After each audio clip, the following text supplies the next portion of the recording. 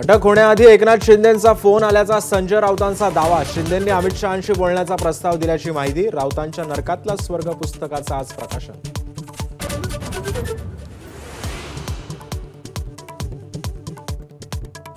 अमित शहा दिल्लीत आल्यावरच शिवसेना आणि भाजपमधली दरी वाढू लागली आहे, संजय राऊतांचा आरोप। तर अरुण जेटलींनीही शहांना समजावण्याचा प्रयत्न केल्याचाही दावा।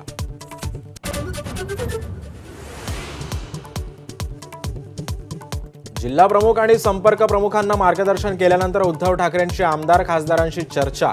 स्थानिक स्वराज्य संस्थांच्या निवडणुकांच्या पार्श्वभूमीवर आढावा।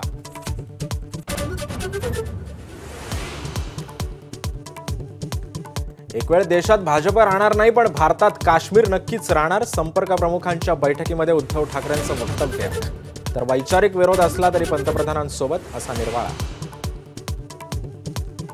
शरद पवारांच्या मुख्यमंत्री पदाच्या काळामध्ये महिलांना राजकारणामध्ये 33% आरक्षण। पुण्यातून अजित पवारांकडून शरद पवारांच्या निर्णयाचं कौतुक।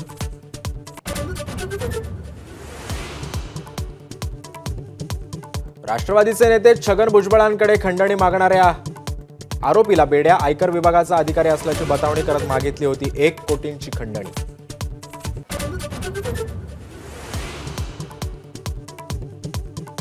खासदारांच्या शिष्टमंडळावरून काँग्रेस आणि सरकारमध्ये तणतणी। सरकारनं निवडलेल्या थरूर यांच्या नावावर काँग्रेसची फुली, तर सरकार म्हणतंय नावा आम्हीच निवडणार। ऑपरेशन सिंदूरमध्ये भारतानं पाकिस्तानचे 600 ड्रोन्स हाणून पाडल्याची सूत्रांची माहिती। 8 आणि 9 तारखेच्या रात्री पाकिस्तानकडून हवाई हद्दीचा भंग।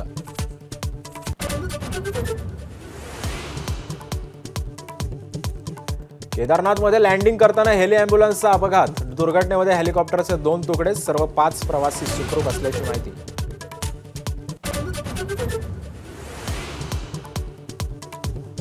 बीडमधील गुंडगिरीचा आणखी एक व्हिडिओ समोर। परळीतील जलालपूरमध्ये तरुणाला टोळक्याकडून बेदम मारहाण, 7 जण पोलिसांच्या ताब्यात।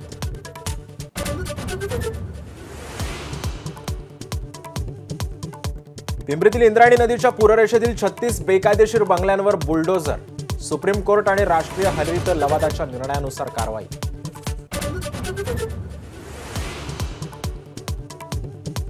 नाशिकच्या निफाडमध्ये मान्सूनपूर्व पावसाची हजेरी। तळ्यांचं स्वरूप तर फळबागांचं देखील मोठं नुकसान।